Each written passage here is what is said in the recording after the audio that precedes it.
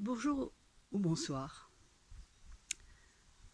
Aujourd'hui, j'avais envie de venir bavarder un petit peu avec vous. Ça fait longtemps que je ne l'ai pas fait. Pourquoi je ne l'ai pas fait? Eh bien, juste en quelques mots, pour vous dire que ce qui m'interpelle en ce moment,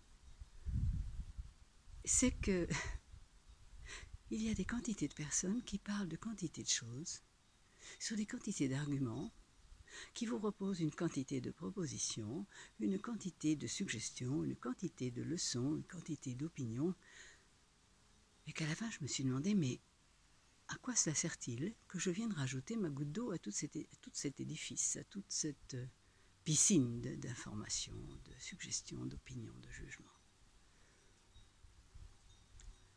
Et puis malgré tout, j'ai eu envie quand même de venir passer un petit moment avec vous, parce que aussi par respect et sympathie pour toutes celles et ceux qui me suivent, et qui de temps en temps m'envoient un petit message.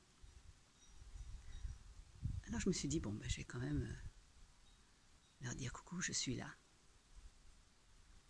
Ce qui m'interpelle aujourd'hui, c'est la facilité avec laquelle on reste en surface. C'est-à-dire, tous ces conseils, toutes ces suggestions, toutes ces propositions, en utilisant une technologie avancée absolument fabuleuse, que j'admire profondément. Ils vous proposent avec votre oreille gauche, votre oreille droite pour renforcer les messages. Mais à la fin, est-ce que, en tout cas c'est la question que je me pose, je ne sais pas si vous la posez aussi, mais est-ce que vous n'avez pas l'impression qu'on reste tout à fait en surface, c'est-à-dire à faire briller le métal? Mais est-ce que le métal est métal de valeur ou est-ce que c'est un métal d'apparence? Comme dit le proverbe, tout ce qui brille n'est pas or. Donc au milieu de toutes ces propositions, je crois que comme vous, comme moi, à un moment ou à un autre, vous vous posez des questions. Qu'est-ce qu'il faut faire? Qui faut-il suivre? Faut-il suivre ou ne faut-il pas suivre? Je crois qu'à la fin, on perd la propre boussole. Je crois que nous avons tous en nous la possibilité du choix. La possibilité du choix, elle sous-entend une réflexion, une analyse, une comparaison entre ce qui est et ce qui a été, entre nos expériences personnelles, qui nous amènent ensuite à des évaluations et peuvent nous conduire sur le véritable choix qui nous convient. Donc aujourd'hui, ces quelques minutes que je voulais passer avec vous, c'était juste ça. Vous dire, rappelez-vous que nous avons tous le libre arbitre, et ce libre arbitre, ce n'est pas un mot.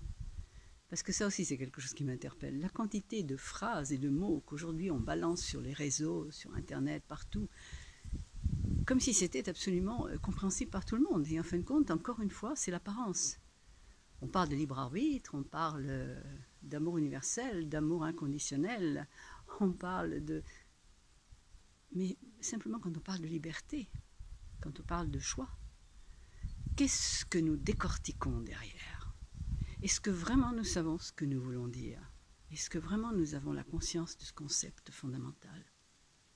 Voilà, alors donc ce que je voulais juste vous dire, c'était vous rappeler comme à moi-même, parce que ce que je vous propose, c'est d'abord parce que j'y réfléchis, parce que ça m'interpelle et ça me touche, c'est que dans la situation dans laquelle nous vivons en ce moment, qui est une situation parfaitement complexe, instable, difficile, je crois qu'il faut gratter l'apparence, il faut aller chercher ce qui est dessous, la substantielle moelle.